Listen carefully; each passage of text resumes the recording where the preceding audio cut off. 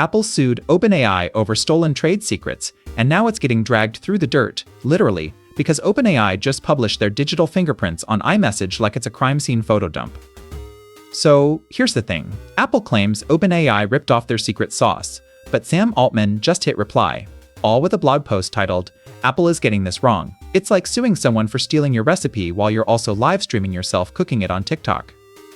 Which means this isn't just a courtroom drama, it's OpenAI slamming their evidence into Apple's face like a DDoS attack, flooding the legal brief with iMessage receipts and emails that scream, "We didn't do it louder than your mom at 2 a.m.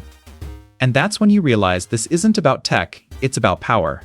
Apple wants to lock up the future of AI like a vault, but OpenAI just used their own cloud to broadcast every login attempt, every API call, and every "oops, we forgot our chargers" text thread. The payoff here?